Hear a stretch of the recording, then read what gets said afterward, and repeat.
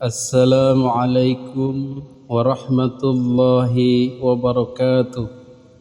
Alhamdulillah hamdan wa syukran ala ni'amillah, salatan wa salaman ala rasulillah wa ala alihi wa ashabihi wa mawala, amma ba'du.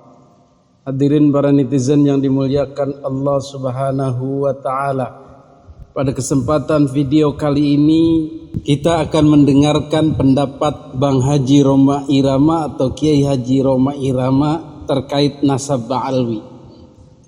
Dan pendapat Bang Haji Roma Irama ini cukup mengagetkan, mengingat beliau cukup dekat dengan para habaib. Tetapi Kiai Haji Roma Irama punya alasan untuk itu. Beliau dekat dengan para habaib semata karena kebaikannya, karena ilmunya, karena sesama mukmin orang beriman. Dan ternyata beliau tidak memprioritaskan atau tidak memfokuskan pada status mereka sebagai dzurriyyah Nabi Muhammad sallallahu alaihi wasallam. Justru jauh-jauh hari sebelumnya beliau masih ragu antara right and wrong, kata beliau, apakah terkonfirmasi dzurriyyah Nabi ataukah tidak. Tetapi dengan adanya penelitian Kiai Haji Imaduddin Utsman Al-Bantani, maka beliau firm, beliau yakin, beliau percaya pada temuan daripada Kiai Haji Imaduddin Utsman Al-Bantani dan juga pendapat-pendapat para ulama lainnya. Jadi dalam podcastnya beliau menyatakan bahwa klan Ba'alwi atau kaum Ba'alwi itu menurut pendapat sebagian besar ulama dunia di samping Kiai Haji Imaduddin Utsman Al-Bantani itu bukanlah dzurriyyah Nabi Muhammad sallallahu alaihi wasallam, bukanlah keturunan Nabi Muhammad sallallahu alaihi wasallam, dan dengan ini pun beliau yakin. Kemudian yang kedua, di samping beliau tidak mempercayai habaib Ba'alwi keturunan Nabi, beliau juga mengafirmasi atau menyetujui bahwa apa-apa yang dilakukan kaum Ba'alwi di Indonesia seperti membelokkan sejarah NU, merubah makam-makam kiai-kiai Nusantara, wali-wali Nusantara, kemudian merubah sejarah Republik Indonesia, merubah asal-usul bendera merah putih, asal-usul Garuda Pancasila, penetapan tanggal 17 Agustus 45, kemudian pahlawan-pahlawan dari Ba'alwi yang berdakwah di Indonesia, mengislamkan Indonesia adalah Ba'alwi, dan yang memerdekakan Indonesia adalah kaum habaib. Maka ini semua dicerna oleh Kiai Haji Roma Irama dengan baik. Beliau menyatakan coba dikonfirmasi, kalau memang benar why not, tapi kalau memang salah berarti ini ada upaya-upaya untuk mengkooptasi negara Republik Indonesia, menyebarkan pengaruh di Indonesia secara tidak sah dan berusaha menghegemoni sosial budaya masyarakat Indonesia. Ini tentu saja penjajahan. Masya Allah, ini kalau kita pikirkan matang-matang, benar-benar jernih melihat, maka kita juga akan menyadari seperti Bang Haji Roma Irama tersebut. Karena ini sudah terjadi dan perlu dikonfirmasi. Sekali lagi, ini harus dikonfirmasi, dijelaskan yang sebenarnya. Jangan sampai upaya-upaya mereka menghegemoni Nusantara ini, menghegemoni negara ini, menjadikan masalah bagi peradaban kita, bagi sejarah kita di masa mendatang. Yang kedua adalah masalah doktrin-doktrin sesat, doktrin-doktrin ngawur yang digaungkan oleh kaum Ba'alwi. Seperti sudah beliau singgung sebelumnya, ketika beliau remaja umur 20, ini doktrin-doktrin ini sudah ada. Kemudian berjalannya waktu hingga kini ternyata terus menggaung tanpa adanya kontrol dan dakwah yang memadai, peringatan yang memadai, koreksi yang memadai, baik dari internal Ba'alwi maupun dari orang-orang NU. Jadi doktrin ini semakin besar, semakin liar, semakin gencar terhadap warga pribumi Nusantara. Sehingga akhirnya terbentuklah mukibin-mukibin yang fanatik, yang tidak bisa dijelaskan lagi karena sudah parah terdoktrin. Inilah yang menyemangati Bang Haji Rhoma Irama untuk bersuara, membantu mendukung tesis Kiai Haji Imaduddin Utsman Al-Bantani, karena memang cocok, ada benarnya, sangat diperlukan. Jadi upaya-upaya memperbaiki sosial budaya masyarakat, upaya-upaya menyelamatkan negara kesatuan Republik Indonesia ke depannya, dan upaya-upaya untuk memperingatkan para kaum Ba'alwi juga agar sadar diri dan tahu diri.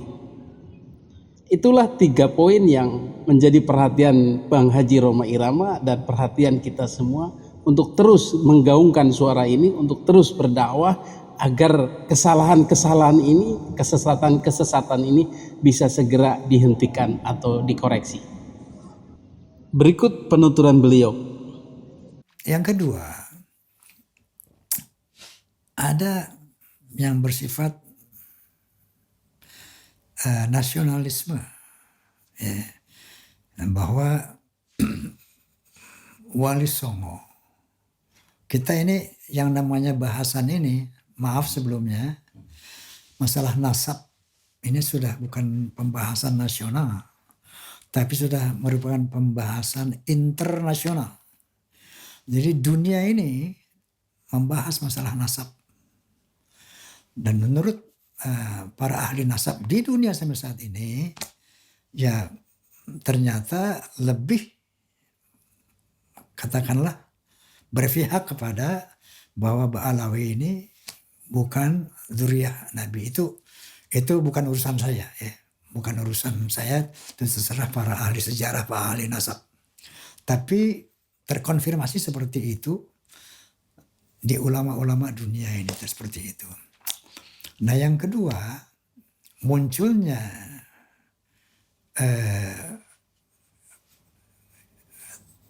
klarifikasi ini, kalau nasab tidak cukup, sejarah nasab tidak cukup kuat membantu, meyakinkan kita semua, maka tes DNA itu satu jawaban yang final dan ilmiah, gitu kan.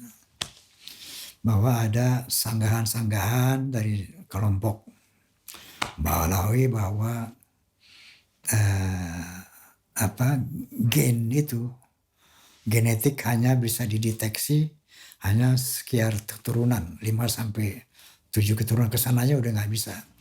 Nah, ternyata ahli-ahli genetika dari BRIN itu memastikan secara pasti bahwa gen kita sampai ke Nabi Ibrahim, sampai ke Nabi Nuh itu bisa terdeteksi. Oh, bisa semuanya itu. Secara presisi. Nah, ini dialog ini sudah dialog bukan nasional lagi. Ini sudah merupakan dialog-dialog internasional, gitu kan. Artinya makanya kita sebagai bagian dari umat ini harus bukan a priori, bukan tidak peduli tentang hal ini, ya. Kita harus betul-betul menundukkan ini sesuai fakta yang ada, yang direkomendasi oleh majority bangsa-bangsa di dunia, seperti itu kan.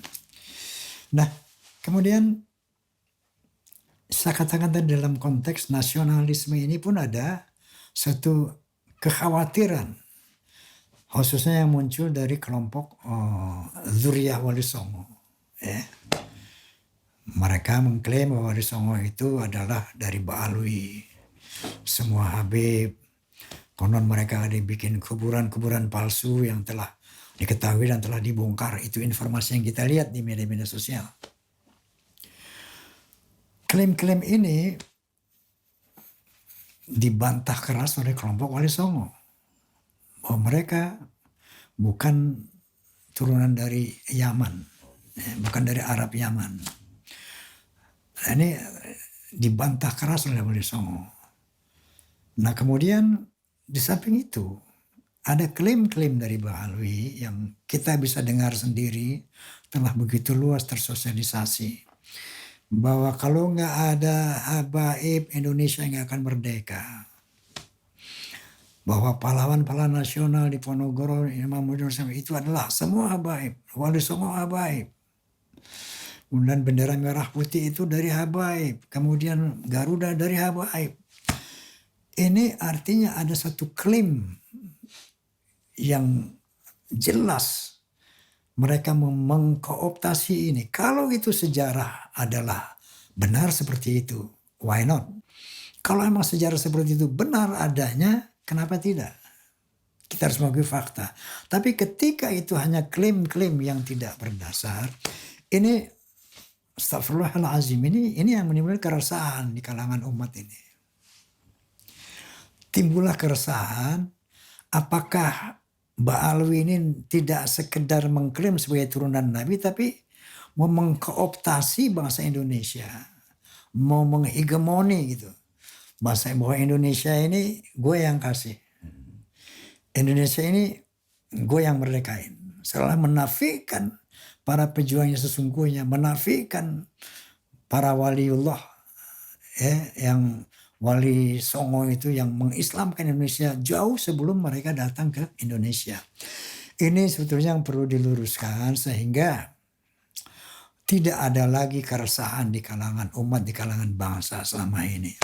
Oleh karena itu saya berbicara sekali lagi dari hati yang bersih tanpa kebencian. Seandainya terbukti, nah buktinya gini, ketika tes DNA mereka menolak, bahkan menghukumkan tes DNA ini haram. Ini kan lebih nambah lagi kecurigaan umat bahwa dia tidak mau tes DNA karena takut ketahuan aslinya. Sementara secara internasional telah terdeteksi bahwa Ba'alawi ini dari beberapa pemeriksaan dari kalangan mereka yang dari Yaman dan dari sini, beberapa orang telah terkonfirmasi haplogrupnya adalah G. Sementara keturunan Nabi adalah haplogrupnya adalah J1. Ini diskursus yang internasional loh. Bukan diskursus nasional gitu loh. Ini sudah menjadi bahasan dunia dan sudah terkonfirmasi bahwa haplogrup yang namanya Ba'alawi ya, itu G. Dan haplogrup daripada Wali Songo itu J1. Itu sudah terkonfirmasi. Nah, oke. Dengan kenyataan seperti ini, lalu apa yang harus kita lakukan? Oh, tentu saja kita tidak boleh menjadi permusuhan. Tidak boleh menjadi pertengkaran. Sejauh semua pihak tunduk kepada fakta historis dan fakta genetika gitu loh. Nggak perlu terjadi. Saya katakan tadi para muhibin tetaplah cintai Habib-Habibmu. Tetap cintai. Tapi kali ini dalam konteks beliau sebagai seorang alim, seorang ulama, seorang guru gitu ya. Seorang guru. Iya. Kita jaga tetap persahabatan itu. Nggak usah kemudian, oh lo bukan Suriah gitu. Nah, jangan. Tetap jalin pertemanan, jalin persahabatan itu. Rakat ukhuwah Islamiyah. Dasarnya apa? Innamal mu'minuna ikhwatun. Fa aslihu baina akhwaikum. Sesungguhnya sesama orang beriman itu saudara. Dan damaikanlah di antara saudara-saudara kamu. Kira-kira astagfirullahaladzim, ini yang ingin saya sampaikan. Dan harus saya sampaikan karena sebagai seorang muslim, kedua sebagai seorang ketua umum organisasi Islam, saya harus memberikan kontribusi. Dan tidak tertutup kemungkinan untuk menegur saya anytime di mana saja. Apabila ada salah, mohon juga bimbingan dan koreksi dan sebagainya. Demikianlah mudah-mudahan semangat Bang Haji Roma Irama untuk dakwah, untuk mengkoreksi, untuk menyelamatkan sosial budaya kita terus menular kepada para muhibbin beliau, kepada para penggemar beliau, kepada para forza, fans of Roma Irama dan Soneta. Mudah-mudahan karena apa yang diperjuangkan beliau adalah sebuah kebenaran. Hadanallahu wa iyyakum ajma'in. Assalamualaikum warahmatullahi wabarakatuh.